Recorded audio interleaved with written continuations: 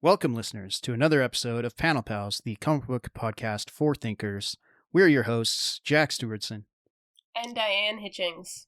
Diane, I was going to open today's show with a question that pertains to your interests specifically. How do you feel about Yojiro being in Tekken? Oh, I had no idea that, but I guess that makes sense.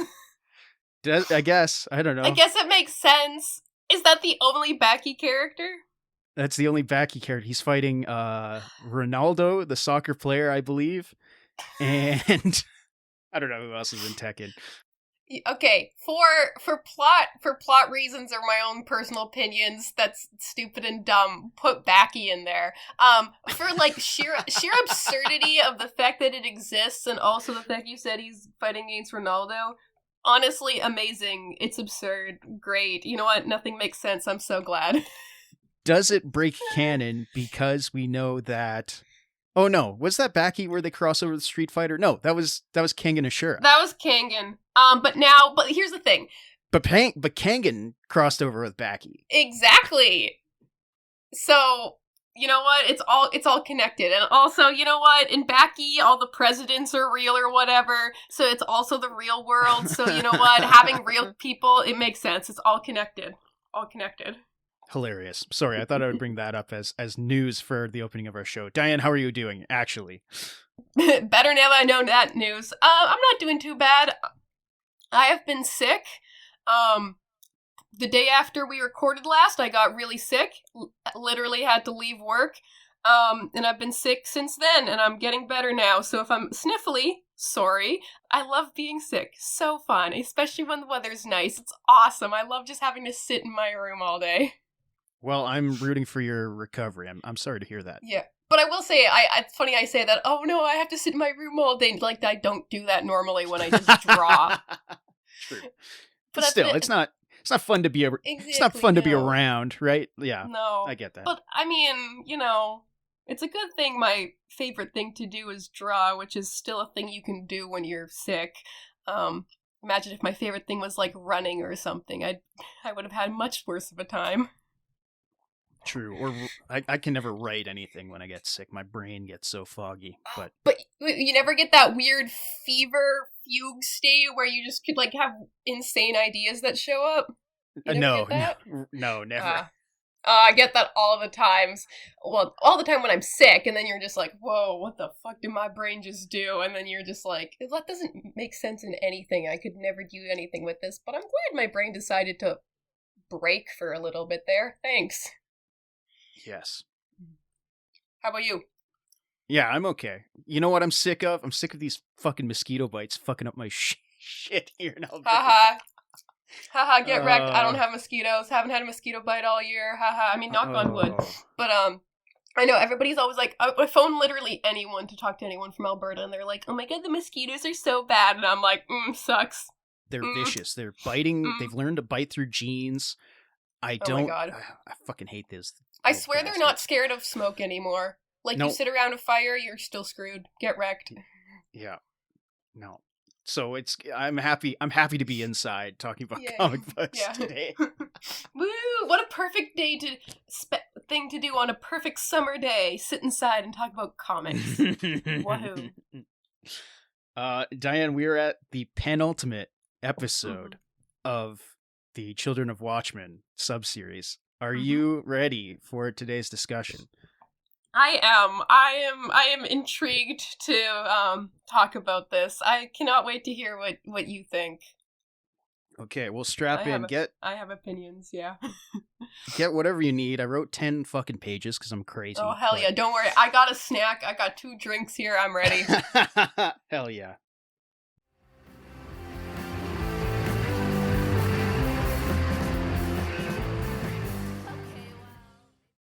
Worrying about the next world. Upon the completion and release of To Kill a Mockingbird in 1960, author Harper Lee became something of a recluse. Her first and penultimate novel, funded by Broadway composer Michael Martin Brown and his wife Joy, was an immediate bestseller and critical darling, going so far as to win a Pulitzer Prize in fiction. The fictionalized account of life in Jim Crow-era Maycomb as the young Jean Scout Finch watches her attorney father, Atticus, fight valiantly for the freedom of his black defendant, remains one of the defining pieces of civil rights era prose. However, the fame and acclaim that To Kill a Mockingbird brought Lee was stressful. Lee would stop giving public interviews in 1964, and any speculation regarding follow-up novels dried up shortly after. A personal friend of Lee's, Reverend Thomas Lane Butts, revealed in an interview for the Australian Sunday Telegraph that Lee had 2 reasons for never publishing another novel, quoting her as saying, "One, I couldn't go through the pressure and publicity I went through with To Kill a Mockingbird for any amount of money. Second, I have said what I wanted to say, and I will not say it again." In private, Lee tried writing a number of prose fiction, poetry, essays, and true crime biographies, though none apparently she felt confident in submitting for print. Lee was something of a perfectionist, and she felt if nothing she wrote could live up to the quality and social legacy of To Kill a Mockingbird, then she would be happy to never publish again. In 1966, she found herself preoccupied with funding the next generation of creators when President Lyndon B. Johnson appointed her to the National Council of the Arts. It was surprising then when in 2015 it was announced that Lee's second book in 55 years, Go Set a Watchman, would be released. The novel was marketed as a sequel to Kill a Mockingbird, following an aged-up Jean Louise Scout Finch as she returned to her childhood home of Macomb, Alabama, to visit her father and her childhood beau, Hank Clinton. Jean Louise becomes disenchanted with the social decay of her surroundings and escalates to full disgust when she learns her father has become aligned with civil rights opponents in the community. Go Set a Watchman was met with immediate backlash from critics and social commentators. In the years since To Kill a Mockingbird's release, its impact as pro-social literature had grown exponentially. Lee's first novel has become a standard in discussions of the literary canon, as well as being integrated as part of school curriculums across the globe. To Kill a Mockingbird has been translated in over 40 languages, and the 1964 film adaptation starring Gregory Peck is cited among the greatest courtroom dramas of all time. For most, the reframing of Atticus as a racist sympathizer felt like a betrayal to the character. Moreover, Jean Louise's self-determination in the face of a corrupt society reads like a rehashing of the moral of the original novel rather than an advancement of her characterization. More controversy arose surrounding Go Set a Watchman when further investigation discovered its manuscript was acquired dubiously at best. In a report for NPR, Lynn Neary notes that Go Set a Watchman was not a brand new work from Lee, but rather was discovered by Lee's biographer, Charles Shields, in 2006. Go Set a Watchman was actually written before To Kill a Mockingbird, a first draft of sorts that was among Alice Lee's effects, Harper's sister and lawyer, and Atticus' inspiration. Alice Lee had become Harper's caretaker and attorney after Harper suffered a debilitating stroke in 2007. The elder Lee's passing in 2014 and the younger's aging and deteriorating health raised questions of if Lee's lawyer, Tanya Carter, and publisher Harper Collins had taken advantage of Lee in order to publish a guaranteed bestseller, with no regard to either Lee's wishes nor to quality control. Lee did not participate in any publicity for the work, and in February of 2016 passed away at the age of 89. In 2025, HarperCollins would posthumously publish a collection of Lee's short stories and essays in a collection titled Land of Sweet Forever, which was approved by Lee's estate, though to very little press or notoriety. It's with this skeptical eye that many media analysts have tuned themselves when regarding sequels, soft reboots, and other ephemeral media in the 21st century. Established IP, regardless of the initial acclaim or popularity, has become the currency of contemporary pop culture. When George Lucas sold his media empire to the Walt Disney Corporation for $4 billion in 2012, the continuation of his blockbuster franchises Star Wars and Indiana Jones were inevitable, but the overall quality and integrity of said productions have been an ongoing source of debate. Is it worth it to see your favorite stories and characters continued without the hand of the original author? Throughout the Children of Watchmen subseries, the Panel Pals have purposely avoided addressing the Watchmen media that have spawned from the original's wake. While the proposed aim of these episodes were to showcase and examine the spiritual successors to Alan Moore and Dave Gibbons, we would be remiss to never address the subsequent entries in the Time Warner, AOL, Discovery, AT&T, Skydance, DC Entertainment-owned and operated multimedia Watchmen franchise. Continuations of Watchmen have been proposed as early as during the release of the original 1986 issues. To anyone familiar with the work, this may sound improbable, given the definitive nature of its conclusion. Moore and Gibbons intentionally subvert the episodic, never-ending battle of conventional Cape comics, killing off or otherwise discontinuing much of its main cast. However, perhaps because of the company and readership's expectations of conventional Cape fare, as well as the resounding critical and commercial success of a book, a continuation of Watchmen was only a matter of time. In an interview with Tom Hages of the Comics Journal in 1985, Moore himself suggested he would be interested in a prequel series starring the Minutemen done in a Golden Age style if Watchmen sold well. A subsequent roundtable interview with David Allen Kraft for the Comics Journal revealed editorial had pitched Moore and Gibbons on a Vietnam-set comedian series and a Rorschach Night Owl team-up book, but Moore's deteriorating relationship with the company over the rights to Watchmen and Gibbons' general disinterest scuttled those plans. 2 role-playing game modules set in the Watchmen universe for the DC Heroes RPG system were released in 1987. These modules contain standalone story prompts set directly before the events of the Maxi series, with contributions from Moore himself. In 1996, Mark Waid and Alex Ross's prestige miniseries Kingdom Come, a superhero epic starring the aged-up DC Pantheon, which heavily borrows plot points from a rejected Moore pitch, Twilight of the Superheroes, hides cameos and references to Watchmen in a cheeky imagine-if fashion. Watchmen was optioned for a Hollywood film adaptation immediately upon its completion in 1986, but would remain in development hell for 23 years. Director Terry Gilliam, who was signed on to direct a version of the script in the late 90s, famously called the work unfilmable, but producer Lawrence Gordon and director Zack Snyder were able to realize and release the project in 2009. The film adaptation, despite a mixed reception and lack of box office revenue, became a cult favorite among movie nerds and Snyder Bros, and the press buzz surrounding its release opened the floodgates for a plethora of Watchmen-related media. A tie-in video game starring Rorschach and Night Owl, titled The End Is Nigh, set before the events of the film, was released the same year. Rumors began circulating online of an Alan Moore-written prose story following Rorschach back in New York after the events of the comic, Dr. Manhattan having apparently teleported him instead of killing him in the Arctic. The credibility of this rumor is dubious at best, and any hint of it has been scrubbed from the web in the years since. In 2010, Moore revealed that DC had offered Gibbons and himself the rights back to Watchmen, with the stipulation they create or endorse any new Watchmen material, which Moore declined.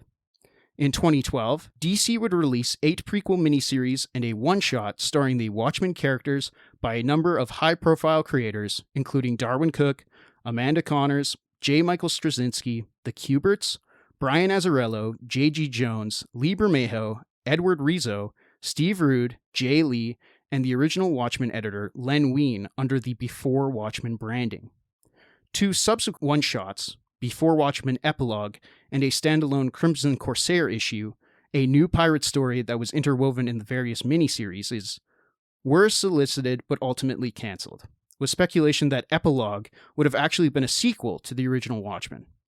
Despite the pedigree of the associated talent and decent sales, readers and critics were mostly left underwhelmed by the initiative. In 2019, Lost and The Leftovers showrunner Damon Lindelof produced, wrote, and showran a 9-episode Watchmen television series for HBO. The show acts as a kind of sequel remix to the original comic. Taking place contemporaneously after the events of the source material, it ignores all other Watchmen media, blending dialogue and plot elements from Moore and Gibbons' original work, while introducing new characters directly connected to the plot and world of the comic. The show garnered universal critical acclaim and decent ratings for a pre-COVID cable drama, even accounting for some fan backlash. Despite interest from HBO for a continuation, Lindelof has declined, preferring his own additions to the work be self-contained. That didn't stop DC from releasing Rorschach, a follow-up 12-issue miniseries written by Tom King with art by Jorge Fornes in 2020. Part of DC's Black Label Mature Readers line, the book takes place after and acknowledges the events of the TV series, while addressing a new version of Rorschach and his attempt to assassinate a presidential candidate in the post-Robert Redford world. It, too, was reviewed well by critics, but was met with lukewarm sales and skepticism from fans. Finally, in 2024, a direct-to-VOD computer-generated animated adaptation of the original graphic novel was released in 2 parts on HBO Max, again to decent critical response but little hype or fanfare. There is, of course, an elephant in the room missing this history of Watchmen media, which makes up today's subject. In 2011, DC Comics was desperately in need of a creative shakeup, as sales had slumped the previous year. It was announced that following the Geoff Johns and Andy Kubert mini-event, Flashpoint, the entire DC Comics line and continuity would be cancelled and rebooted with 52 brand new ongoing titles, marketed as the New 52. Sales immediately skyrocketed to the point that their immediate competition at Marvel would try a similar gimmick in 2012. However, despite universal acclaim for Scott Snyder and Greg Capullo's Batman run, sales for the rest of the line gradually returned to pre-New 52 numbers, and audiences could feel a lack of editorial and creative direction at the company. Before Watchmen was meant to reinvigorate the company, but the limited nature of that project meant those sales wouldn't last. In turn, the decision to move DC's offices from New York to California to better integrate into the Warner Bros. Corporate culture left many editors and creative teams floundering. In addition to this, the repeated failure to launch several DC multimedia projects in the wake of Christopher Nolan's Batman trilogy and the Marvel Cinematic Universe meant the company needed a jumpstart and some good press. By 2016, DC was in need of another creative shakeup. Enter, yet again, Geoff Johns, who, after being promoted to President and Chief Creative Officer of DC, proposed a fan-targeted realignment of the DC brand. Using the structure and themes he established in his late 90s, early 2000s, fan-adored best-selling titles like JSA and Green Lantern Rebirth, Johns envisioned a tighter lineup of books with continuity-driven stories. This meant going so far as to return the legacy numbering on the oldest titles at the company, Detective and Action Comics, as well as double shipping their biggest titles at a then cheaper $2.99 price point. DC Rebirth would be hinted at in a handful of ongoing books leading up to the relaunch, followed by a special 80-page one-shot written by Johns featuring art by Gary Frank, Ethan Van Sciver, Ivan Rice, and Phil Jimenez. Starring then unpublished fan favorite Wally West, the lost former Flash explored his forgotten history before being saved by his best friend and mentor and retrofitted back into the mainline universe. The book ends on a cliffhanger, revealing that the missing history of the DC Universe had been stolen by none other than Dr. Manhattan. It's an admittedly break glass in case of emergency premise, but one that worked at the very least to gain some mainstream attention, as well as having the potential for multimedia adaptation. Fans loved the new direction of the scaled-back and synergized lineup of titles, and, though skeptical, remained cautiously optimistic for the inevitable clash between the DC heroes and the Watchmen characters. Unfortunately, cracks started to form in the line. Despite initial strong sales, once again, after a few months, DC's titles' earnings started to slump.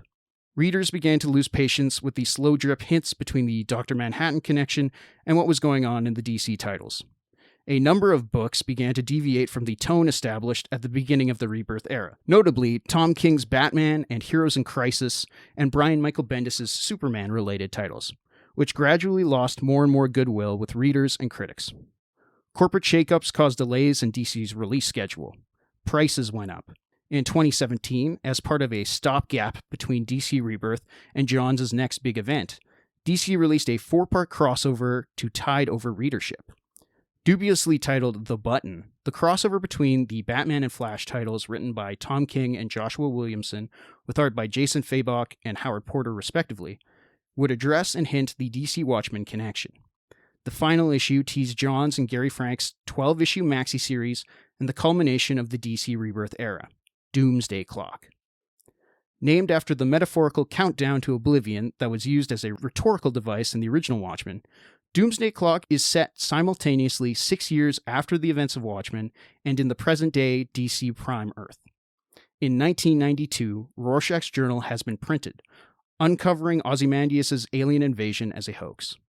The world once again sits on the precipice of nuclear Armageddon. Adrian Veidt assembles a ragtag group of the new Rorschach, supervillain couple Marionette and Mime, and a baby clone of Bubastis in order to locate and convince Dr. Manhattan to save their world. Their quest brings them to the main DC continuity, where superhero sentiment is at an all-time low.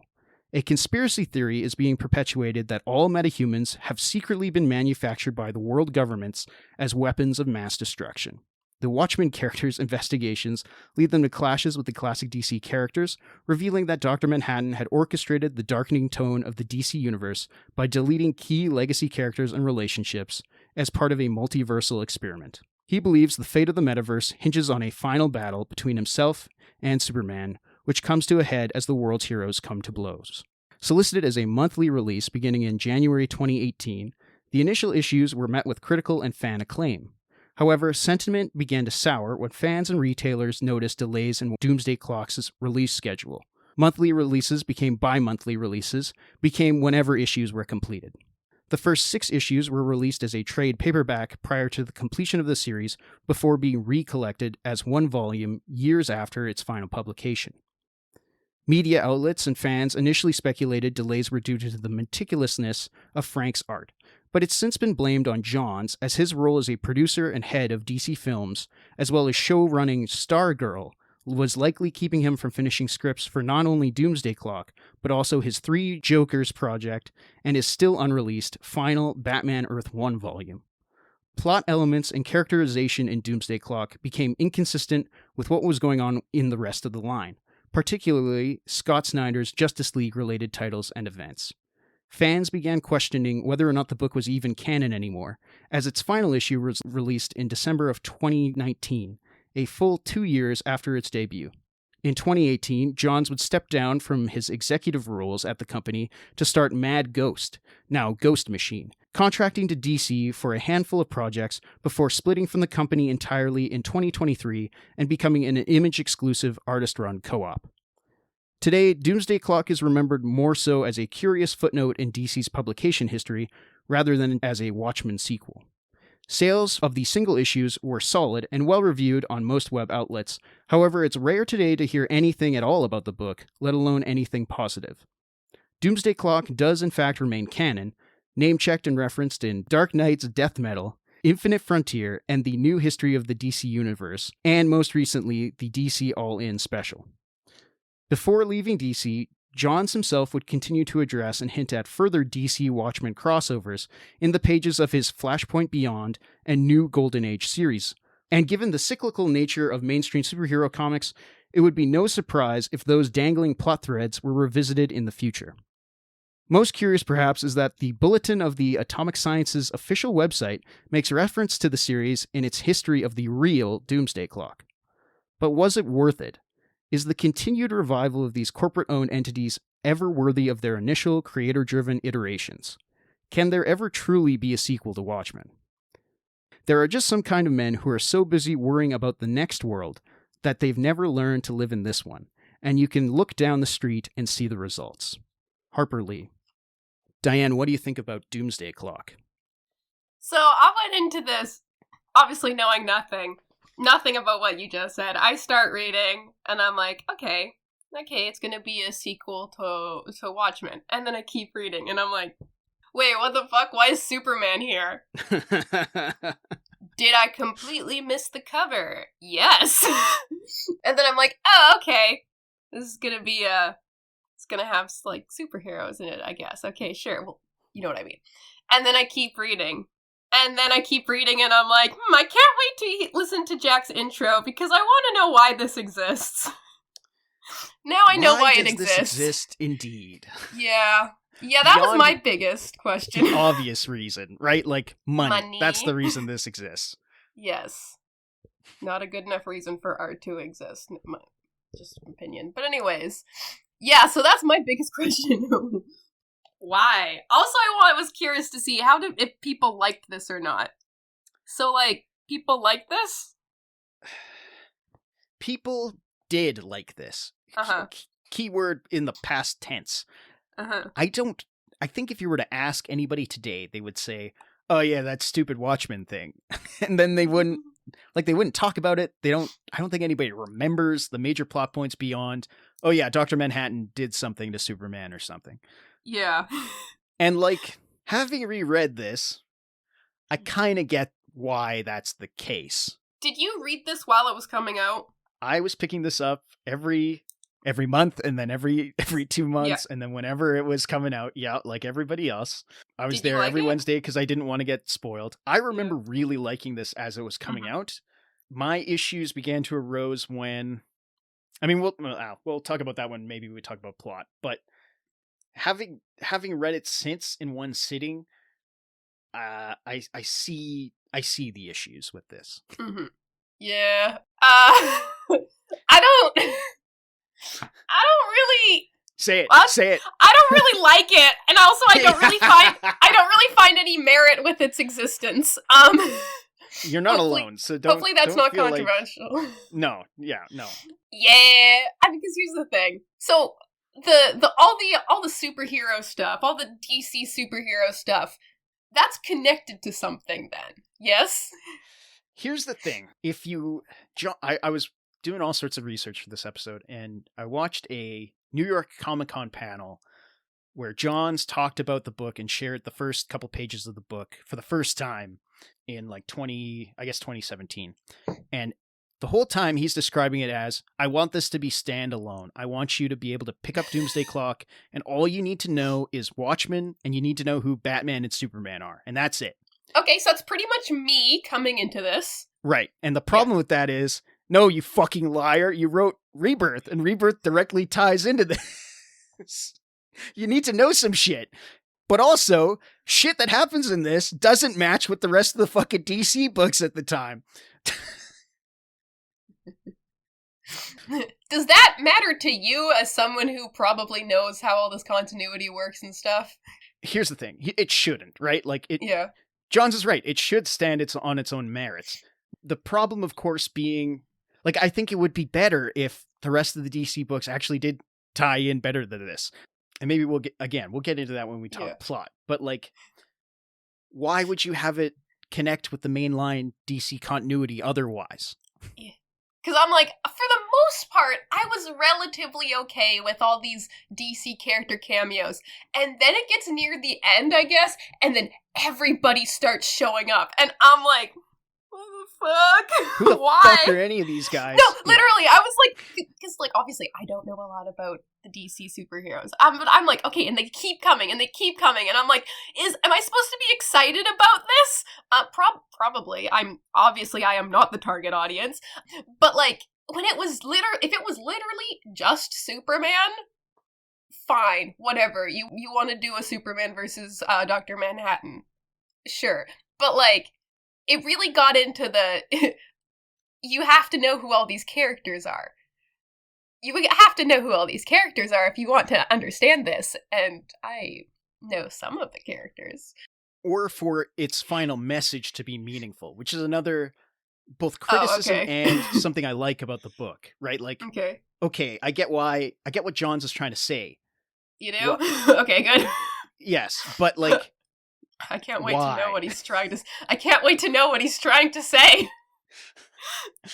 Because I ended this and I was like, okay, what am I supposed to do with this now? What do I take away from this? Yeah. No, what am I supposed to take away from this? Okay, I kind of know a couple things I think I'm supposed to take away from it, but the fact that they kind of have to bastardize the entirety of Watchmen and a bunch of Watchmen characters to do it kind of soured me to it. But yeah. Yeah. Also, important question. So, is Marionette and Mime, are those characters that exist in DC? They are based on, like the rest of the Watchmen, they're based on Charlton supervillain, Charlton characters, specifically Charlton supervillains Punch and Julie, who used to fight. Okay. I think Blue Beetle was their main antagonist. They're twists in the same way that Night Owl is like Blue Beetle or Rorschach is the Question. So they don't exist outside of Doomsday Clock? No. And they aren't referenced in the original Watchmen. They're invented specifically for this event. And they never show up in any other DC stuff? They do show up eventually in some other DC stuff that Johns was working on. Yeah. They haven't shown up since. I was kind of hoping you were going to tell me that, yeah, these are obscure characters that exist in Batman's storyline and blah, blah, blah, blah, blah, blah. Because now I'm left with, okay then, could you have made some better characters that I could care about at all? You don't like? I kind of like Marion and Mime. I'm surprised that you don't. I actually. do. Okay, there are things I like about them. I think their story is cute. Blah blah blah. Whatever. Some parts of their outfits are cool. But if you're going to make new characters to exist for some reason, when this is supposed to be a crossover, I don't know why you're making completely new characters. Why can't you just use the ones that already exist if that's what you're doing, the entire point of this?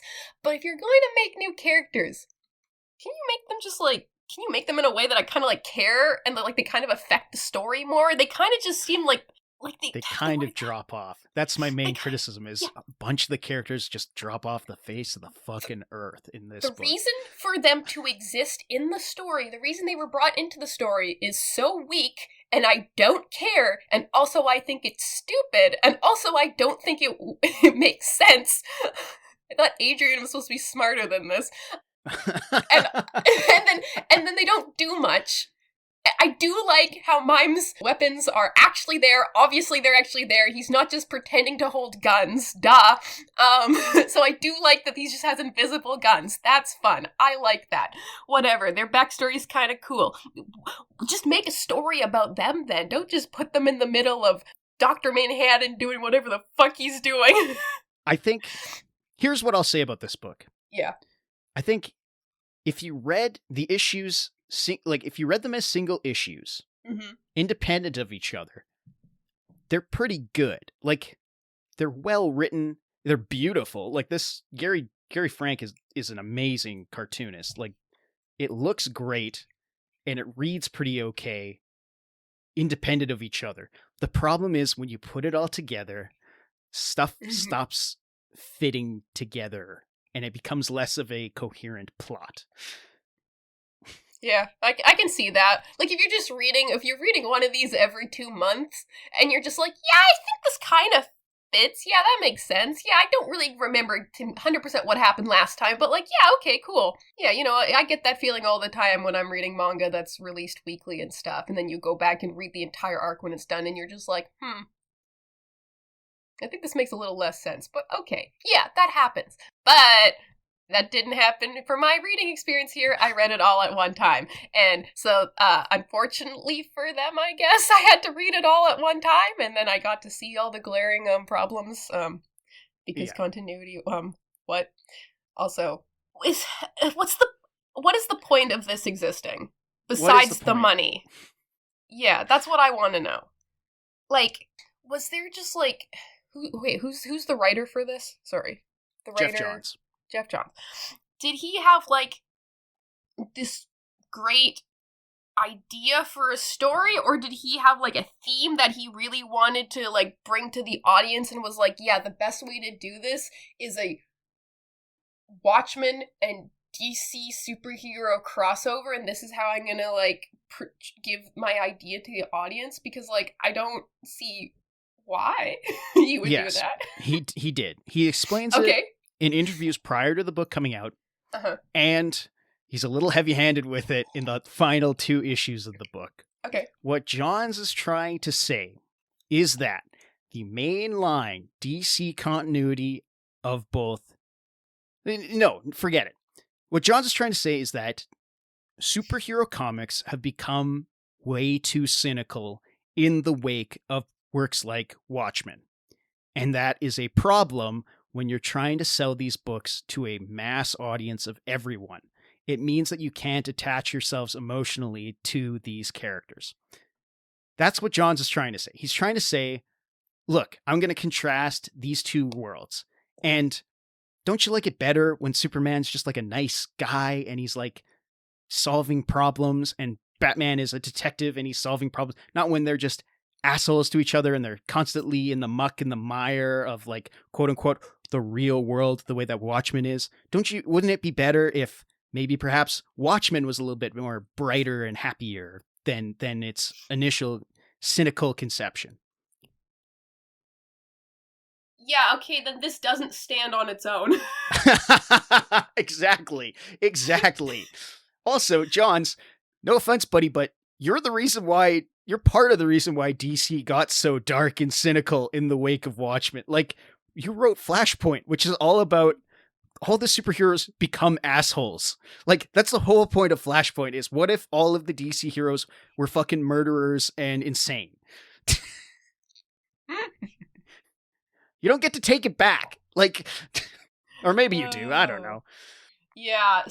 I did not, that was not the message that I did not get that message, we'll say. Because if that's the case, yeah, you definitely need to read other DC stuff. And I mean, I guess he said, yes, you have to know Watchmen before you read this, so fair enough. You should have an idea of what Watchmen is, obviously. But if you don't know anything about DC Comics, or how Superman usually is, or sometimes is, and that, yeah, or like what's different about Superman than what you remember from him as a kid, or from the movies, or the cartoons, right? Like, what do you mean? Like, Superman's not just one thing.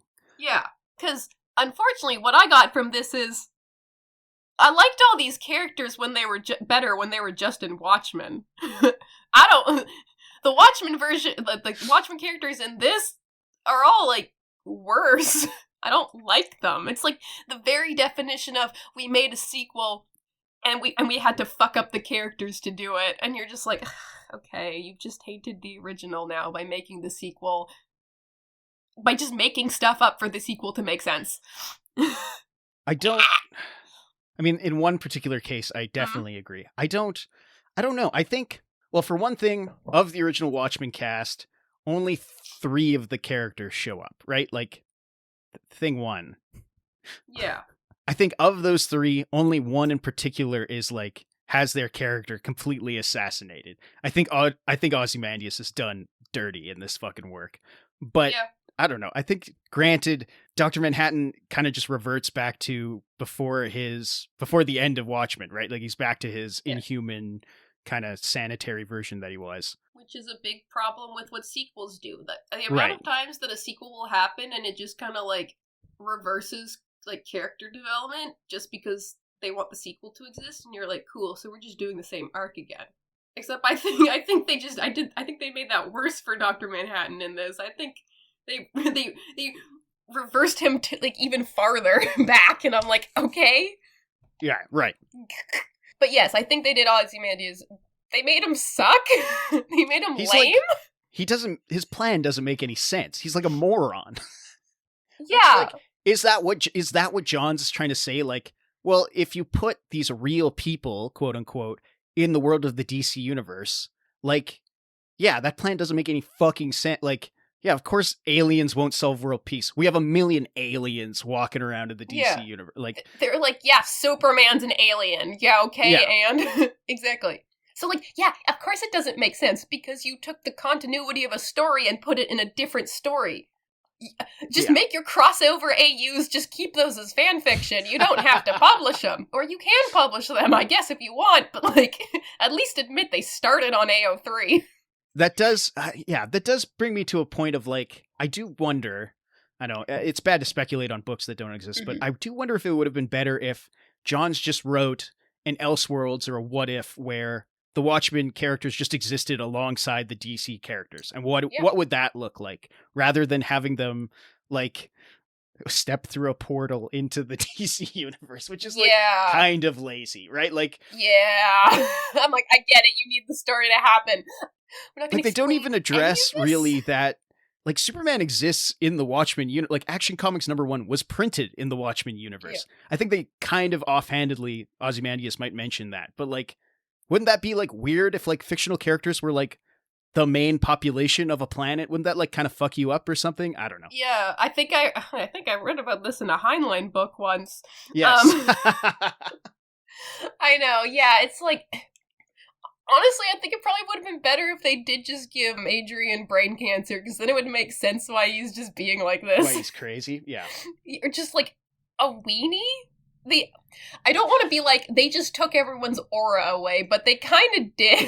They kind of do, specifically for him, and I guess a little bit Dr. Manhattan. Yeah. Well, no, that's not true. I'll talk about that later. Should we talk? I would love to. Do you want to talk formal? Sure. What do you think about the art? The art, okay. Objectively, the art is very good. We all know this is not the type of art I like. I will say it's really good. I especially like the, I don't know if they're not covers, but like there's like full page illustrations for like each of the issues or something like. Those are the covers. Oh yeah, they're like really nice, and I'm like like the excellent art. Great coloring, love the line work, blah, blah, blah, it's a 9-panel grid, blah, blah, blah, insert millionth rant about Diane not liking 9-panel grid. I'm sure we'll talk more about the 9-panel grid when we talk about Watchmen, so I won't rehash too much of it here, but like, okay, like, a question. Obviously, this is trying to appear similar to Watchmen. Do you think that helps or hinders this, or just makes it seem kind of like it's just cribbing the style of Watchmen to give it authenticity and, like, name or brand recognition? Good question. I will say this is not exactly Gary Frank's style. Gary Frank is approximating, specifically in the inking, a Dave Gibbons feather, specifically the feather work of the inking is more Dave Gibbons, and the panel compositions obviously are more Dave Gibbons. That being said, there's enough Gary Frank isms, specifically in like how realistic the faces are rendered and like some of the close-ups, that like it does feel like a blending of DC and Watchmen. So it's like appropriate, and it also helps that the DC characters look really fucking cool in this, and like like it's good to read panel to panel. It looks very good. Gary Frank is among the best DC artists. Would I prefer a more cartoony style of these characters? Yes, but like there's a point to this. Johns and Frank are trying to say something with how this book looks, and I think they're successful in that way. What are they trying to say with how this looks? I think they're trying to say, like, I'm looking at specifically the way that Dr. Manhattan is drawn, contrasted with the rest of the DCU characters. It's like they're invading each other. Like, Dr. Manhattan looks like a Jim Lee, like, classic superhero character, whereas the rest of the DC characters are more ugly. They have more wrinkles. They're more realistic. Like, they are influencing each other, and that's good and bad. I think that's what they're trying to get at with the art style. Again, the problem comes in the plotting, though, and whether or not it's successful in iterating that. Yeah. Obviously, I'm not familiar with the artist's other work. Obviously, it is emulating the Watchmen style, which is good, fine. I think it works well enough, and I think like panels and composition works good. Like, it looks nice. It's just always that niggling feeling in the back of my mind being like, yeah, but what's the point? If you're just trying to do Watchmen again, but like, you're just doing Watchmen again, but you have a worse story. It does make me wonder, I mean, I guess I know the answer, but like, why couldn't they just get Dave Gibbons to draw this? Like, beyond, I mean, he's probably too old to draw 12 issues like this. That's probably the reason. But like, Dave Gibbons worked on mainstream DC comics. He was the Green Lantern artist for a while. Like, he's drawn these characters before. Wouldn't it be kind of neat to see him do this? But also, I don't know how well that would sell. Like, I've heard criticisms of people saying that Watchmen looks ugly in its art. So it's like, yeah, they probably do want to modernize to sell to a modern audience. I get that. I don't know. I still think it looks good. I can't believe you said something that was about to have me defending the art style in Watchmen, but I'm like, wait, what? People think Watchmen looks ugly? I can understand why I would think that Watchmen looks ugly, but I can't understand why the general population would think Watchmen looks ugly. Some, not all, some. Okay. I'm like, huh? Is that weird feeling I had of, huh? Is that what you feel like whenever I say something insane? So you feel like every time I have a weird take, you're just like, huh? Oh no, am I becoming self-aware? Are you yeah. Oh no! I'm gonna have an existential crisis because of Doomsday Clock. Because of Doomsday Clock. But yeah, formally it looks good. I don't really have I don't guess I don't have a problem with the lettering, whatever. Yeah, it works. It doesn't take me out of it. Yeah. Formally, I didn't have much wrong with this. I mean, whatever. It's that thing. Sometimes faces look weird because that's just how American comics are. But like, whatever. I won't harp on that point. I've harped on that point many other times in our episodes. So yeah, formally good, coloring solid, fine. I'd be interested to see what this looks like in black and white, but whatever. Yeah, I wouldn't mind seeing an artist edition of this too. Mm-hmm. There is some like Photoshop-y effects used mostly to good effect, but different than Watchmen for sure. Yes, 100%. Yeah, I noticed that sometimes what you say about quote-unquote Photoshop-y effects, sometimes in like the scenes where they're doing like the black and white movie. Yes. I remember there was one where it's like one of the characters is standing in a doorway and they're like backlit or something, and it's got like a kind of halo. Yeah, and I thought it was kind of weird, but maybe that's just because seeing a more modern effect on like something that's supposed to be an old-timey movie was like, huh. But any nitpicks I have with the formal elements are quite small, I would say. So now we talk about the plot and the writing.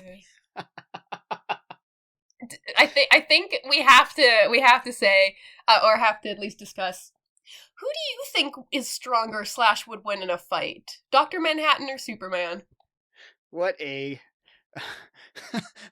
I'm sorry. I had this conversation in middle school with kids. One time I was at camp and it was a book on how to write graphic novels with me. And we were all kind of sitting around it between whatever activities we were doing. And somebody asked me that question. They were like, that's so funny. Well, Dr. Manhattan can't be that powerful. Surely the Hulk could beat Dr. Manhattan. I was like, no, the Hulk can't beat Dr. Manhattan. And then they were like, well, surely Superman could beat Dr. Manhattan. I was like, I mean, theoretically, Dr. Manhattan should probably win a battle between himself and Superman. Dr. Manhattan can control the atom, the space between molecules of anything known in the universe. That being said, like, that's not the point of the character. The point of the character isn't who would win in a fight. The point of the character is he's so strong and yet he's so emotionally broken, right? That's the point of the character. Who cares who would win in a fight between him and Superman? That's not the point of Dr. Manhattan. Likewise, Superman's going to win every fight ever because that's the point of his character. He was invented in a time where people were insanely poor. They saw rich people succeeding, rich, corrupt people succeeding all across the world. The rise of fascism, right? Like, the point of Superman is, finally, someone who is powerful, who will win fights against the bad guys. So, like, who would win in a fight between Dr. Manhattan and Superman? Probably Superman, because that's the point of his character. He wins fights. Like, and that's the conclusion Johns gets at, by the way. Yeah. I mean, Superman wins because Superman doesn't fight, because it would be a dumb thing to do. Yeah, exactly. The fight doesn't actually happen, and that's how we get Superman winning. Because in an actual fight, because like it goes, the story's going on. They just blow him up like Rorschach. Yeah, it'd be the exact same thing. Dr. Manhattan's like, we're gonna fight. I can't see the outcome of it. And I'm like, yeah, but if you actually fought, you would win because you're just God. Superman is strong.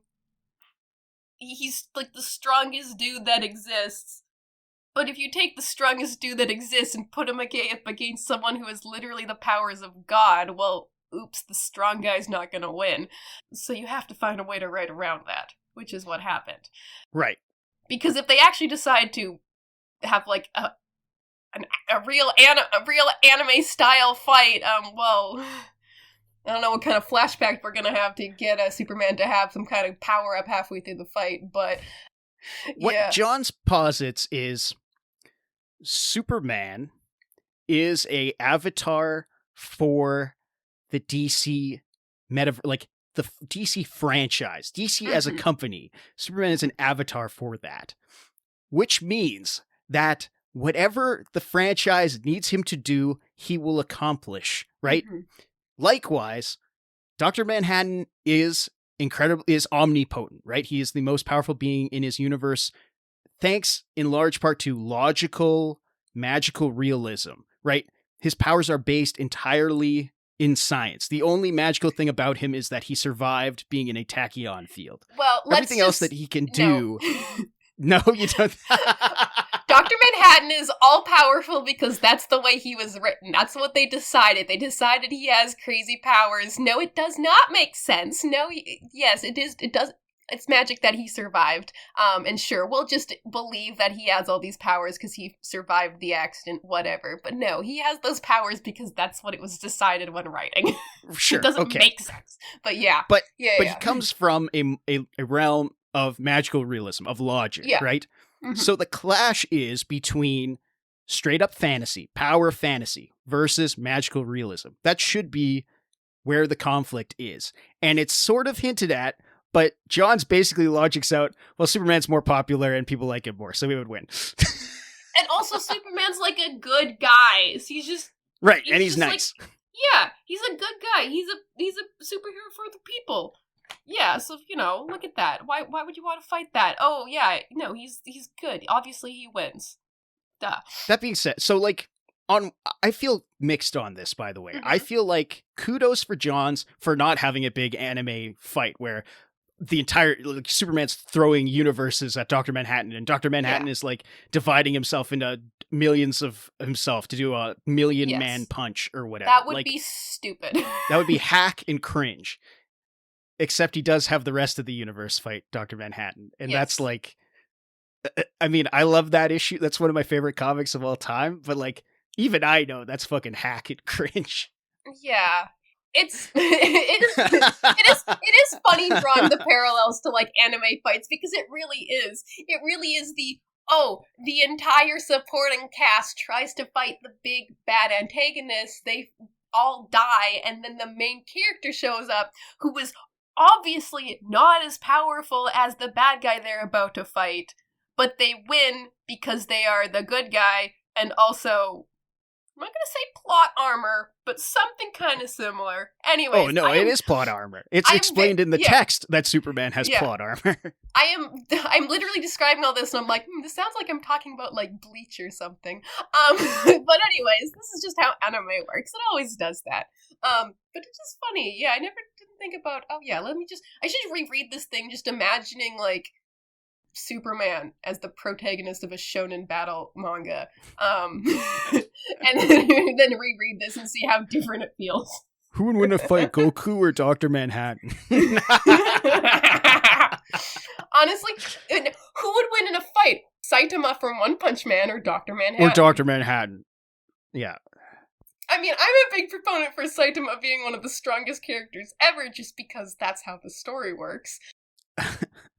Not for actual feats. Anyways, sounds like we're devolving into a subreddit where they're just like, all right, this character versus this, who wins? Let's not just become that. Anyways, yeah, obviously Dr. Manhattan would win if they actually started punching, but that's not the point. So who cares? Yeah. So why? So I mean, but how much it was getting hyped up, or how much Dr. Manhattan was thinking about it, I was kind of like, well, okay, I guess I do want to see what's going to happen now. Well, and then obviously they didn't actually fight, because, obviously. But I was like, oh, okay, I didn't get my anime fight. Well, I got to see everyone get completely one-shot KO'd by Dr. Manhattan, which, I guess would be pretty fun to read if you're a big Dr. Manhattan fan. Oh, I think it's great if you're a DC fan, because the logical point is, well, Dr. Manhattan would just explode everybody, right? Exactly. But it is fun to see everybody try and use their abilities to try and contest this guy. I love, there's the sequence where it's Justice League Dark, it's all the magical characters, and they're trying to attack Dr. Manhattan. Dr. Manhattan's like, oh, you think you guys are using magic? Yeah. This is runoff from the Big Bang. And it's being channeled through all of you depressed alcoholics. That's kind of interesting. No, my turn. And so he starts using magic. Yeah. And that's fucking sick. It's so funny. He's like, oh yeah, you guys use magic? Anyways, watch this. Now I use magic. Now I use magic. Yeah. And that's fucking awesome. When Guy Gardner punches him in the face, thinking that he's killed him, and then Dr. Manhattan just shows back up and he's like, oh, what the fuck is this thing on your finger? That's like hilarious and cool. Like, I wanted to see more. I wish that you could expand that issue for hundreds of issues to like keep having Dr. Manhattan like explore the physics of the DC universe. And I'd be interested in that. It wouldn't be a good plot, but I'd be interested in seeing that. Yes, this makes 100% sense that you would really like to see this. It would make this story so much worse if they did that. Yeah. Imagine I'm reading this and I'm scrolling through 2 issues of every single DC character getting one-shot KO'd by Dr. Manhattan as Dr. Manhattan uses their power but better against them. I would be like, yeah, I can see DC people must really like this. This is just the like epitome of fan service. Yes. Yeah, fan service. It'd be fan service. And you're John like, yeah! just keeps it to one issue. And you're like, yeah, give me more fan service. I want to see more people get fucking owned. Like we see, there's the bit where Captain Atom, who is what Dr. Manhattan is based on, is like, fuck you, Dr. Manhattan. I'm the most powerful man on the planet. And like, it doesn't work. That's like interesting to me. I wish that was explored more, but it's like, okay, no. That's again, fanboy nonsense. This is enough. Would it be kind of interesting if Dr. Manhattan met a character who was like analogous to him in a different story? Like, surely there are some DC characters that are like function in a similar way to Dr. Manhattan. And this could have been made to have a similar level of omnipotent power. Yeah? Oh, there's been so many. Like, it's ever since Watchmen came out, it's been like a slow creep of Captain Atom becoming Dr. Manhattan to the point, like, Pax Americana is the biggest example where they're indistinguishable from each other besides Captain Atom has hair and he wears pants, right? Like, yeah. But they have different philosophies. Yeah? Sure. Yes. Yeah. I think it would be kind of interesting to see those kind of characters where they have the same level of like reality bending and god powers, except they have different philosophies, so they still butt heads, but they can't use their stupid god powers. They have to, like, I don't know, talk it out or something. That appeals to me. If that's what this was about, if this was about like it's setting up that Superman is as strong as like actually as strong as Dr. Manhattan, and they had to kind of talk it out, and which is like, okay, it's not that different from what actually happens, but like,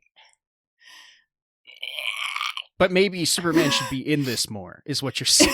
Yeah, maybe they should have done some amount of thing to make a reader think that, oh, Superman would actually be an equal to Dr. Manhattan, because I'm reading this thing the entire time thinking, yeah, okay, Dr. Manhattan, you're setting up that you're going to fight Superman. What I'm garnering from this story is that Superman... he does not want to fight. Would get obliterated by your power. So, what am I looking forward to? Which I guess is kind of the point, I guess, maybe? Maybe if I read all the DC comics that are vaguely related to this, maybe I'd be like, yes, I see, perfect. No, I'm telling you right now, you would be disappointed. The button, okay. I mentioned the button in this intro, and aside from the first issue, which like is just well written, it's like a parallel between a hockey game and Batman is caught in a fight with the Reverse Flash, who's as fast as the Flash, and he just needs to survive a minute until Barry shows up to save him. And like, it's like masterfully written, but the rest of the series is like, again, it's fanboy nonsense. They go to the Flashpoint universe and Batman meets his alternate universe dad, who's also Batman. And it's like, what does this say about the characters? What does it say about, like, what's the plot? Question. I'm sorry. Did you just say the Reverse Flash? Yeah, the Reverse Flash. Classic Flash villain, the Reverse Flash. It must feel like when I'm just telling you the plot points of something like Toriko. Kind of, yeah. Yeah, probably. Because you were like, it's like a hockey game, and I'm like, I'm intrigued. And you're like, Batman. I'm like, I'm intrigued. And then you're like, yeah, he's fighting the Reverse Flash. And I'm like, I'm sorry, you're going to have to run that one by me one more time, Chief. Who? The who? He doesn't just run backwards, also. He can run forward. He's called the Reverse Flash because he's evil. He's an evil version of the Flash. But does he run backwards? I suppose he could, theoretically. Okay. It's funny. Is he like the opposite colors or something? He's opposite colors. Sorry, he's also not slow in the way that the Flash is fast. He just wears opposite colors and he's evil. It would be it'd be really funny if Opposite Flash was just like a someone who like walks a little bit slower than a normal person. Right. Yeah. And then Batman's like, yeah, I can last a minute. Yeah. Watch this. Boof. Okay. Anyways, got up. Anyway. Do we want to talk about some other plot stuff? Do we want to talk about Rorschach? Rorschach is like, you're never not gonna release a Watchmen product without Rorschach. He is the most marketable character aside from the iconography of the smiley face badge with the blood on it, right? Like, which will always be funny. Yeah, there's always gonna be Rorschach. Of course, everybody likes Rorschach. That's totally everybody likes Rorschach. That's totally the point of Watchmen. Right. The fucking asshole, racist, homophobe, fascist, Randian mouthpiece. Right. Yeah. Is Reggie a good character, and does he need to be Rorschach? No. I don't know. They could have just...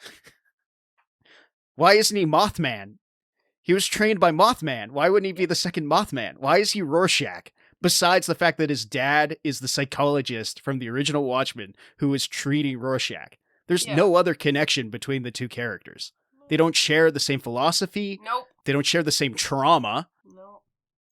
Why is he Rorschach besides we need Rorschach in our DC Watchmen crossover? Because if we were, like 6 pages, how many pages into our first chapter and we didn't have Rorschach show up, it would have been not good. Nobody would have kept reading.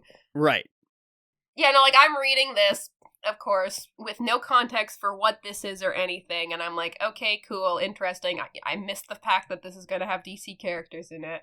I'm like, yes, we are in the world of Watchmen, blah, blah, blah. Oh, look, brain cancer. Oh, look, Rorschach's here? Interesting. Okay, I'll tell you, my thought process was like, okay, so they just decided he didn't blow up. Right. And then when it goes into, like, he do his little talking in his journal, whatever, I'm like, okay, is this the actual Rorschach? Maybe this is a different one. Maybe this is an alternate universe. And then it's like, oh, just kidding. It's not Rorschach. He's black. And then I'm like, okay, how? And then I'm like, this. But why? This could say something they could do something interesting, I guess, about like racism or like radicalization or the weird thing where sometimes like people who are super into like Nazi ideology are not white sometimes, and you're like, sure, what? Like that would have, but then they're just like, no, we just needed to visually show the reader that this is not Rorschach. Which is like, okay, obviously this is a comic. We cannot hear it, but I'm just saying that if someone wearing Rorschach's clothes showed up and met someone in prison, and this chick has apparently met Rorschach before, shouldn't she be able to tell that, hey, this guy is obviously not some short dude, and also has a different voice? Except for the lettering, his word bubbles are the same as the original Rorschach. Because that's how comics works. That's how comics work. So you're not supposed to think about this, but like I thought about that exactly. And it was like, oh, you had to show your skin color to prove you're not Rorschach. If she was just like, you sound different, she could have just said you sound different. For example, when you're reading manga and there's something relevant to a color, even though manga is in black and white, a character will just say it. A character will be like, weird, that is purple instead of pink. And then you'll be like, oh, okay, good to know, that's purple instead of pink because I'm reading something black and white, so they're filling in the gaps. Important. Or somebody will be like, I smell something, which you can't smell because you're reading a comic. That's how you use the comic medium. You could have just done that. I know it's cool to do the reveal of, oh, look, Rorschach, but he's black. But, like, you could have just had her say, you sound different.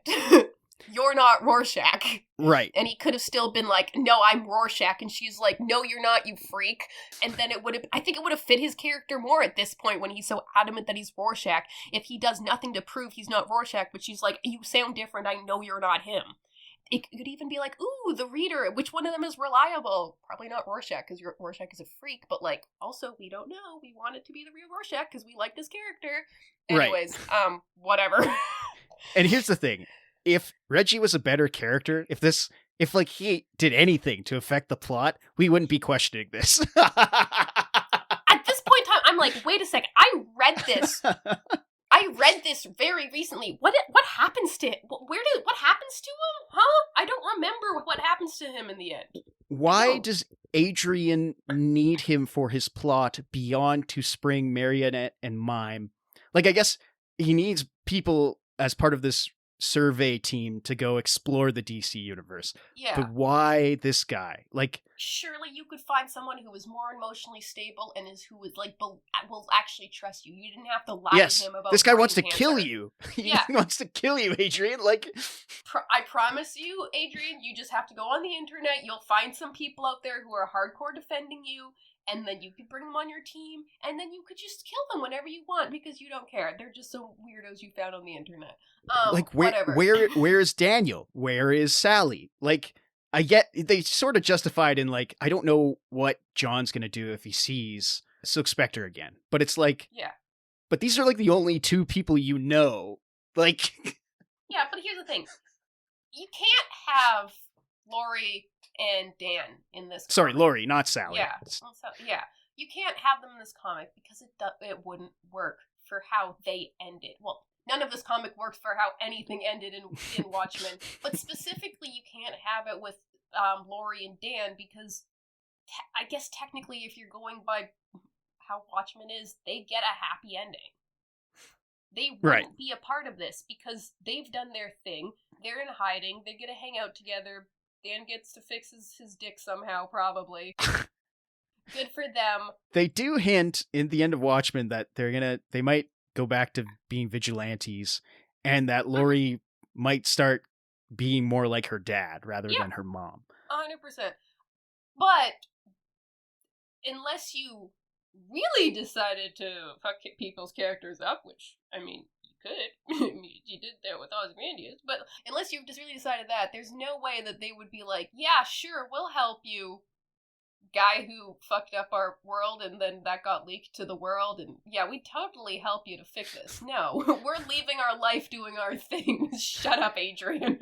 They're culpable though. Like, yeah, they decided to go along with Adrian's plan. Like, wouldn't they feel, I don't know, whatever. No, because Watchmen, whatever. We're not going to talk too much about Watchmen because that's a different episode, but like, they kind of, how I always feel is like they wanted a reason to not have it be their problem. Like, they didn't want it to be their fault. And they got that out. So now they can go and live their life and be little freaks on their own time and not have to really focus on the world ending. Not like Rorschach, who was like, no, I'm going to tell the world what you did, weirdo. And then, of course, Dr. Manhattan's like, no, you're not actually, because this is actually the better ending. Bye, I'm going to go find my own universe. And for some of those reasons, this is why... Question. Does it make sense to you that apparently in this canon, once upon a time, Dr. Manhattan decided not to kill Marionette? Or is this stupid to you? I mean, the book tries to justify it by saying that basically this unborn kid will become a surrogate son for John, right? Mm-hmm. And Laurie and Dan. Like, this kid will be the inheritor of the crime busters or the Watchmen, right? Mm-hmm. Like, and John's was building towards showing what that means in books after this. Okay. We have not seen what that means. Like, so it's like, maybe hypothetically, yeah, maybe this kid is interesting. Maybe this, I don't know, I'll spoil. I can't remember if it was Flashpoint or Golden Age, but he becomes the version of Superman on the Watchmen planet is not Dr. Manhattan. It's this kid who's called the Watchman. Mm-hmm. And like, I don't know what he was going to do. I don't know what his power, I guess he's got John's powers, right? That's what the book hints at the end. But like, This kid at the end, the one who's like, my name's Clark. Yes. Yeah. But like, okay, fine. but you need to show that in the book. Like, yeah. But, okay, and also the problem with that is I don't want to get too much into how, like, it's not technically time travel or, like, alternate universes, because it gets so bogged down when you do. But, like, here's the thing. If whatever his name is, John 2, whatever, if Dr. Manhattan was like, oh, I can't kill this kid, I can't kill Marionette because the kid is going to become this thing, then it's like, well, okay, then that means you don't have a choice. It's predetermined. God exists and you're just a pawn like the rest of us. Then his powers suck and they whatever. Well, he is just like, a puppet that can see the strings. He is. But then it's like, that's boring. And also, now is this like a Christian book? Are we supposed to believe in God now? Like, shut up. And the other side is like, okay, well, yeah, but if you did kill her, then, well, that can just happen. That's another thing can happen. You could just get another child. You could just get another kid and just be like, well, I'll just make this happen again. Who will? But like, obviously that's not how the rules of this world work. So my speculation, whatever, it doesn't matter. I don't like the time travel or knowing the future or alternate universes. I don't like that as a plot device because it's like an out for writing, and also it's always way too complicated and never actually makes sense, and there's always plot holes, and you're like, whatever, I know I'm not supposed to think this much, but like, you put it in front of me, I'm gonna think about it. So it's just a part of fiction I don't really like, and I never really engage with it that much or write any of that myself because I don't really care. There's more interesting ways to write stories, but whatever.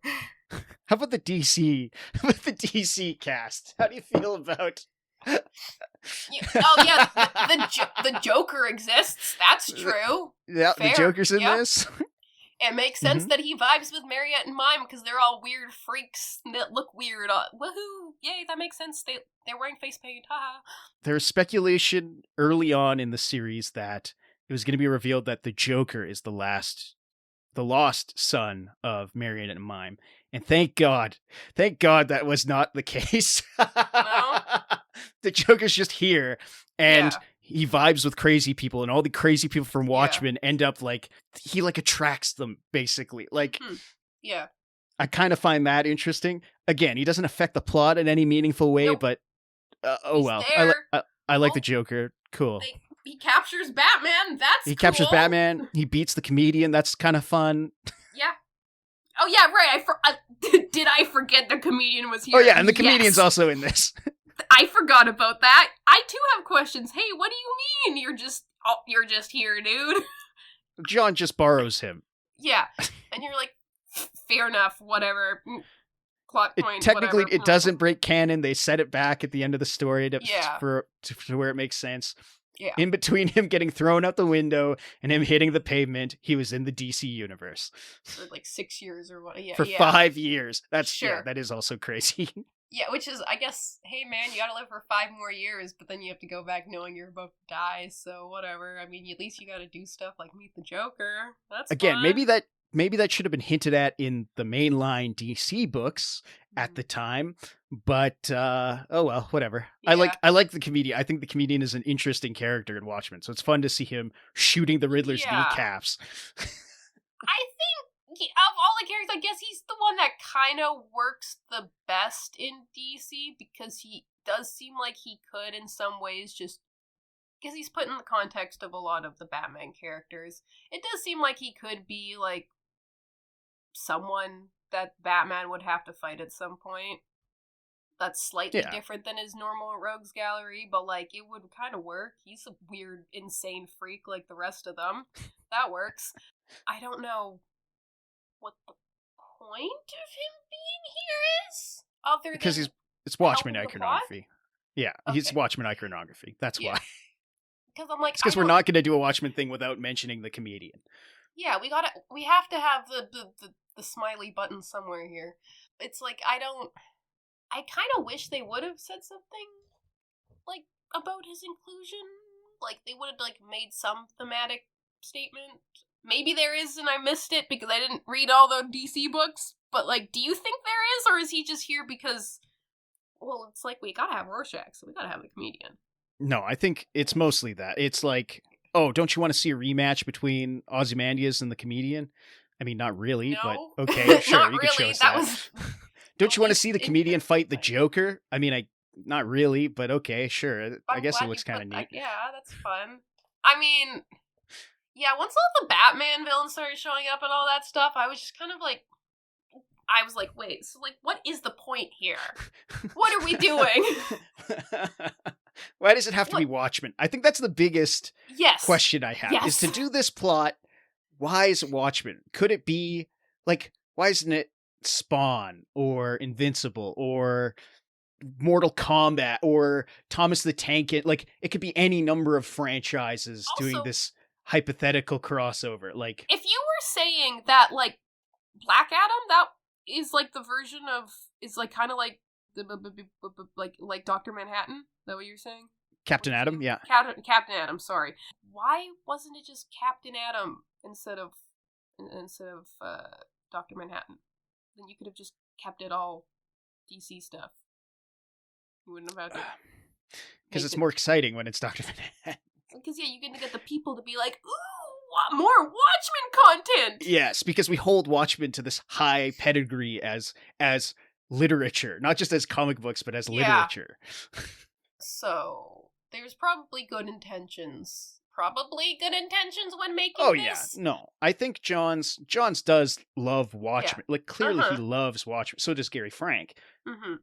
But, like, the biggest sin of this is that it could never be as good as Watchmen. Like, yeah, I guess it's kind of, yeah, my biggest question for this entire thing coming into this is, like, why does this exist?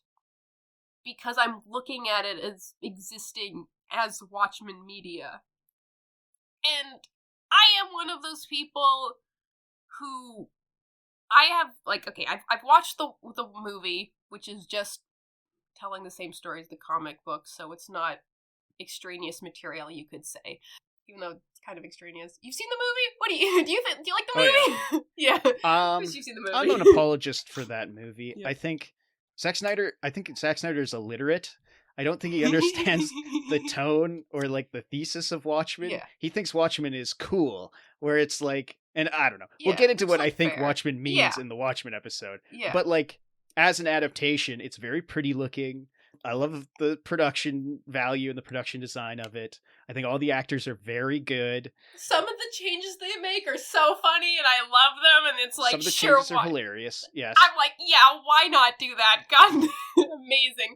I think it changes the ending in a way that makes it more in line with the core cast, but, like, it hurts the surrealness of the work and, like, kind of the premise of Watchmen. Yeah. But again, we'll talk about that in the Watchmen episode. I have not engaged with any Watchmen stuff that is not the comic story. I haven't read the prequel stuff, what are they called? I wrote down in my notes. The before Watchmen stuff. My sister's read those. She likes them. She likes Watchmen. She probably likes it more than I do. She owns some of the before Watchmen. She thinks they're fun. I've obviously never read this. I've never watched the TV show. I have no interest, whatever. The thing I like about Watchmen is that it is a story that stands alone. And I think that's a really impressive thing to do, because there's always the allure of making more. I always find myself doing that when I make a story, and then I'm like, ooh, but what if this happened after the story? And then oops, now I've got seven stories of the same characters. Oops, fuck me, I can't make it concise. Because you always want to make more stuff. And I like that. I like the restraint of just keeping Watchmen to itself. And because it's such a complete story, and it's a good story, I don't think there's any need to create more of it. So when I look at something like this, I'm like, I can understand why people would want more Watchmen stuff, and why people make comics, because art and money, whatever, people want to consume stuff. But on, like, a thematic level, or, like, a philosophical level of this existing, I don't see why is it Watchmen? Why is it Watchmen? It doesn't add anything to the source material. It doesn't add anything to the Watchmen story or the Watchmen extended universe, if that's a thing that exists. It probably adds something to the DC side of this, which, of course, I am not super familiar with.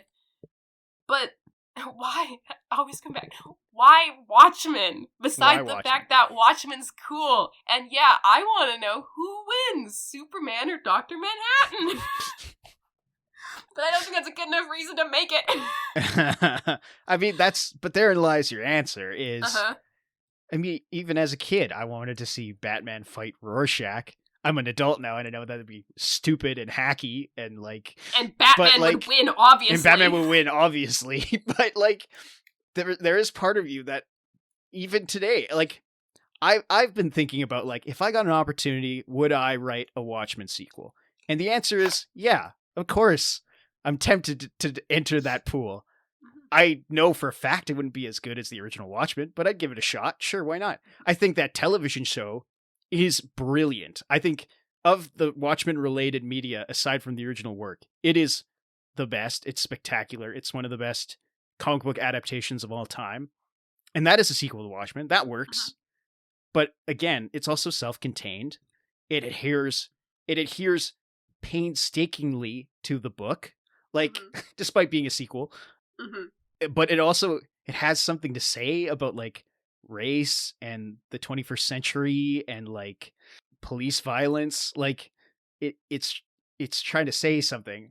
And, like, Doomsday Clock is also trying to say something, but it's trying to say something about, like, comic books. It's not trying to say something about the real world. And that's, like, we're getting into that territory of comics about comics, and, like, I don't know if this one works. I don't think a comic has to be, like, I don't think this comic has to be about police brutality or race or anything. It doesn't have to. It's a comic, whatever. But also, it also doesn't have to be about Watchmen. Right, yeah.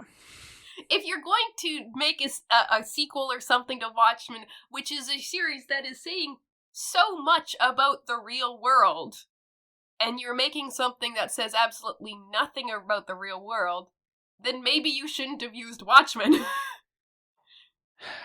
Yeah, yeah. Am I being too mean? Am I being too mean about this? I don't think you are.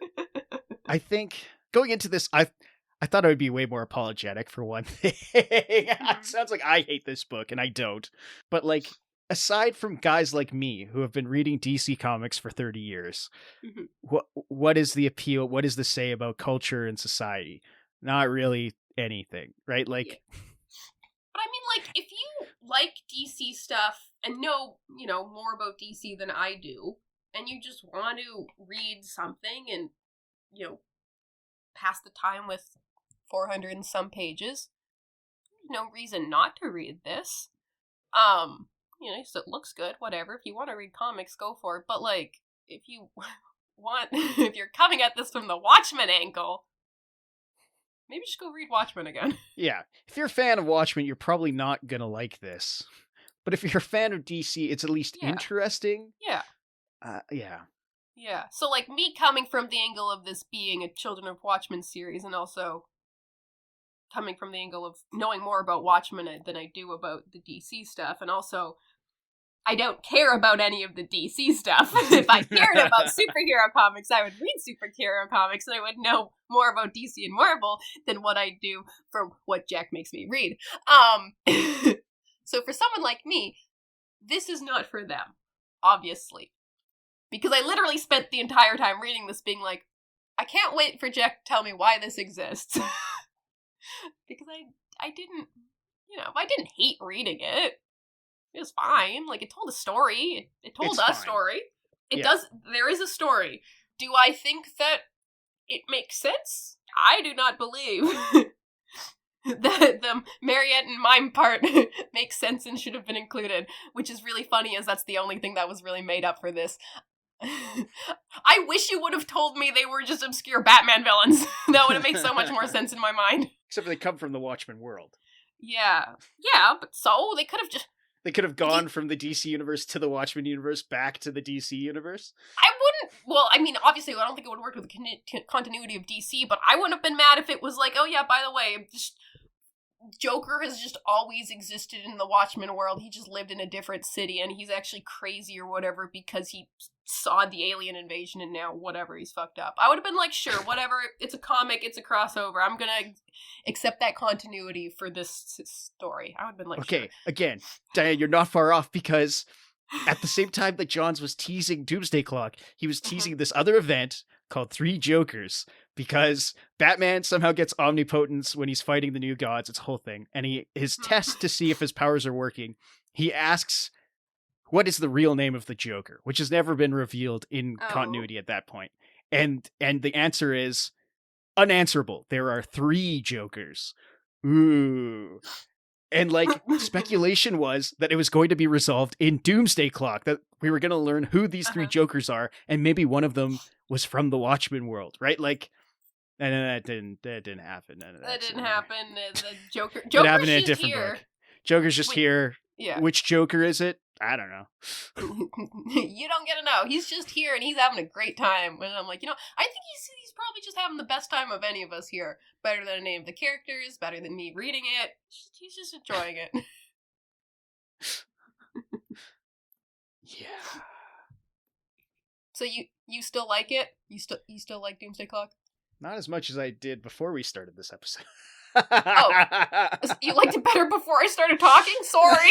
No, the more I was reading it and the more research I was doing into it, the less I started to like it. I think there's still merit to it. Like, this is still some of the best art in mainstream superhero comics that you will find, even almost 10 years removed from its release. I think there's some interesting parts. In the last issue, they talk about how Superman's continuity is going to be rebooted. Like, inevitably, it's going to be rebooted forever. And, like, you should be okay with that. You should be open to changes.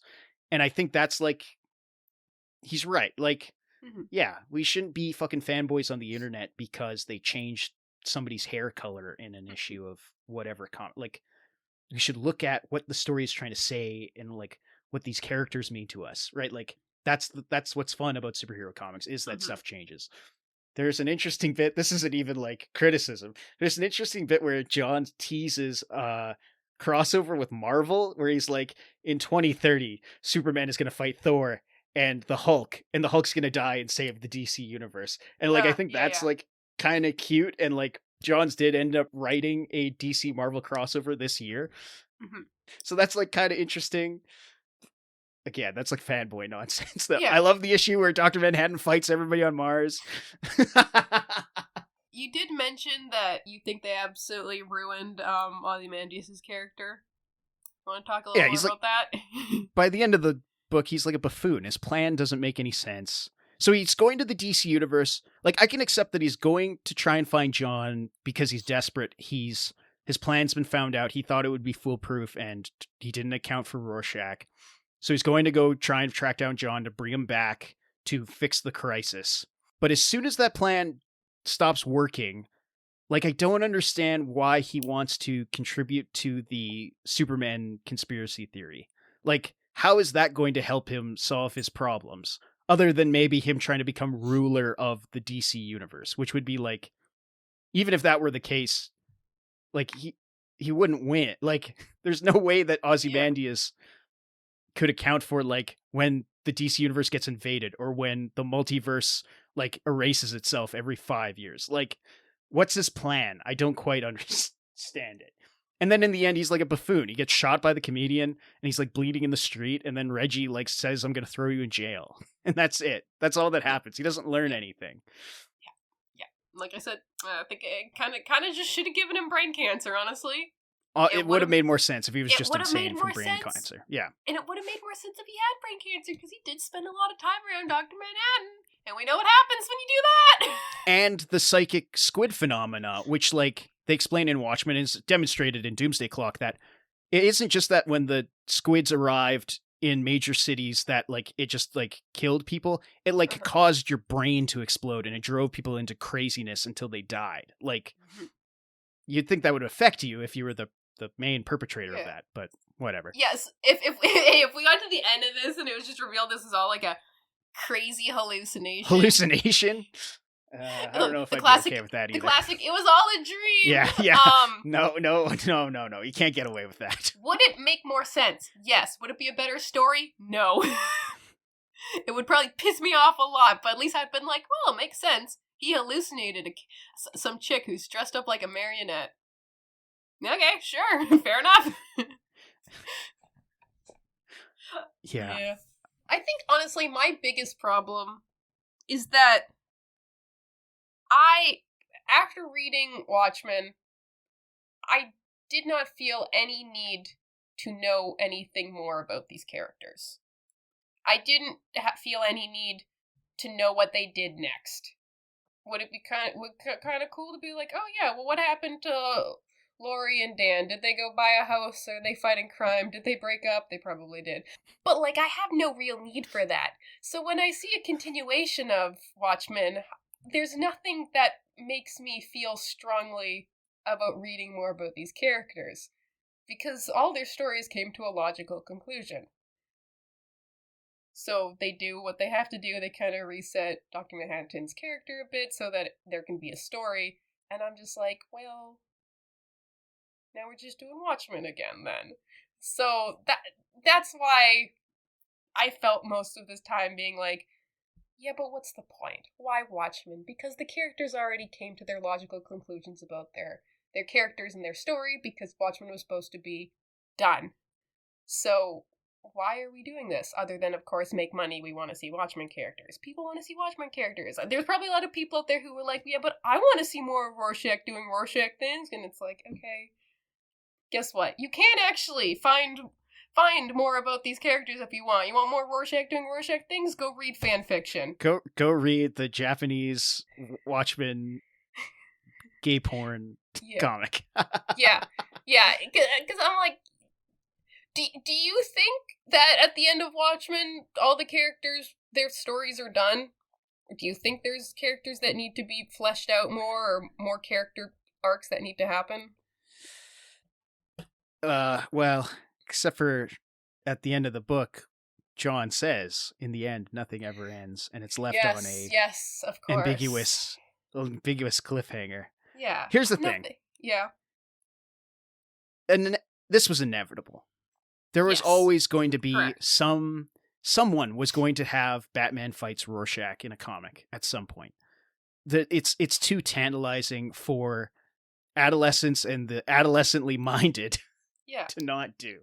There was always going to be a sequel to Watchmen, and there was always going to be a crossover between the Watchmen and the DC characters.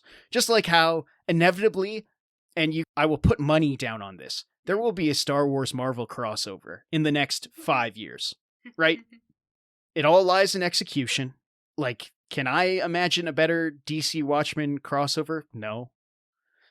Does this damage Watchmen? Not really. Does this damage DC? No. Like, it's fine. I don't know. It pisses Alan Moore off to no end, I bet, but also I bet you he doesn't actually care that much anymore. He's doing his own stuff. Mm-hmm. But I'm like, if you want Batman to fight Rorschach, that's the joy of fan-made stuff. Yeah, yes. People can write, like, fans can write their own comics or stories about Batman fighting Rorschach. That's cool and all, but, like, to make it quote-unquote canon, make this story quote-unquote canon, I'm just like, I think that this was not made by, like, DC. If this was made by someone just made their, like, someone just, like, an indie comic maker made this, and they were just like, yeah, look at this idea that I had. What if? I'd be like, sure, dude. That's kind of cool. Just don't want it to be canon.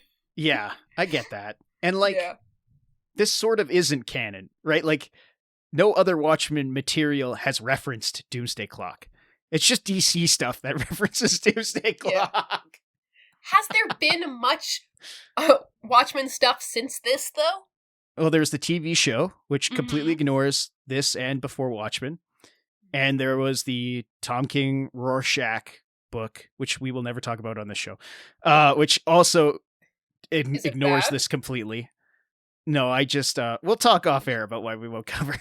Cool, I can't wait, because I'm like, I am not interested in that at all. You mentioned it, and I was like, okay, cool, I don't know why that exists either. Well, I know why it exists. People like Rorschach. Why do people like Rorschach? Because he's cool.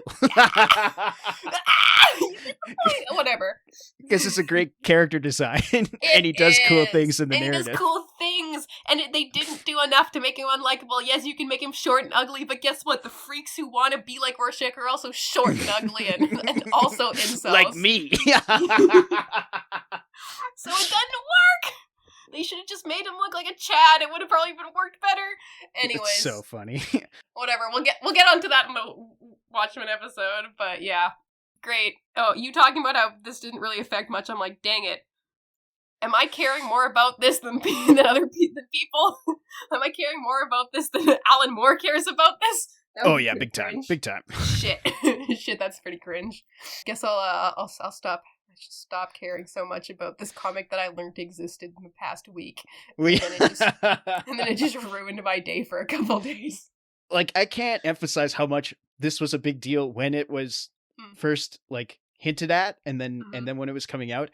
This really does not matter. Like, people reference it only to reference it. It's like, and that's fine. You know what? That's the nature of mainstream superhero comics. Stuff moves on. Again, that's the thesis of the book in the end, is that things are going to change, and you're going to have to be okay with that as long as, you know, it's story driven or whatever. Yeah. So, like, I don't know. It's fine. As long as it's story driven, which I think is a very important part. But anyways, yes, yeah. So do you think that Doomsday Clock succeeded in what it set out to do? You mean like it made DC some money? Okay, I can be callous in that regard, but I mean in like a more like an artistic sense. In an artistic way? Well, but what was the point? Like, we keep asking, what was the point? The point of it was to see Batman fight Rorschach, and that's in here. So, yeah, I guess. Sure. Is it though? Is it really? Okay, yeah. I mean, to me, it did something, but like, yeah, I'll leave it at that. It did something. Hey, you're talking about it. I am talking about it because you put this in front of my face and was like, look, this exists, read it now. And I looked at it, and I missed the fact that there's a big Superman logo on the front. And I was like, oh, okay. Wait, why the fuck is Superman here? Yeah. Maybe I should pay more attention to things before I just start reading them. But it's fun to read things with no context, because then you get a chapter and you're just like, wait, what the fuck? Why is Superman here? Let me ask you this, Diane. Would you do a sequel to Watchmen? Do you think a sequel to Watchmen is possible? No. Okay. The only sequel to Watchmen that I think would just make a slice of life about Dan and Lori slowly getting a divorce. You should watch that TV show. And then would it really can like say that TV show. I think my sister watched. I'll ask her if she thinks I would like it. No, and then yeah, that would be kind of funny. That'd be kind of funny, especially if it was done like kind of ironically and like. But like, would I want to read something about Ozymandias after Watchmen? No. Because I think it ends really perfectly, where he's like, wait, shit, did I do the right thing? And then it's like, get fucked. And would I want to read more about Dr. Manhattan? No, because he's the most boring character ever. I don't care about him.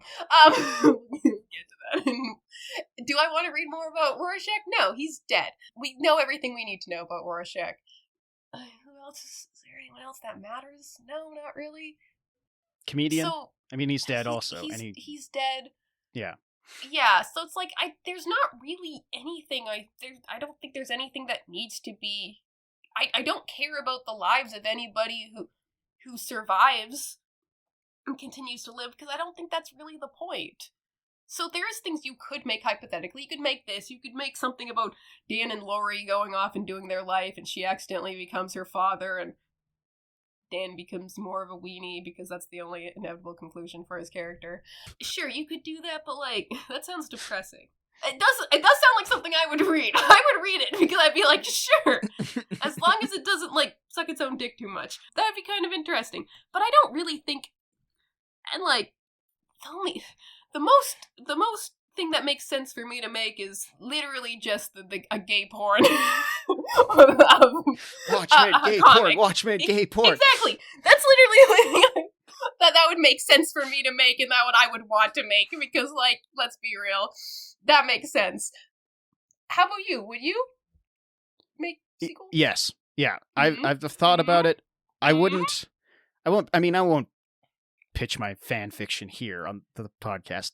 But I think worry. There's plenty of sites for you to put your fan fiction up on. Yes.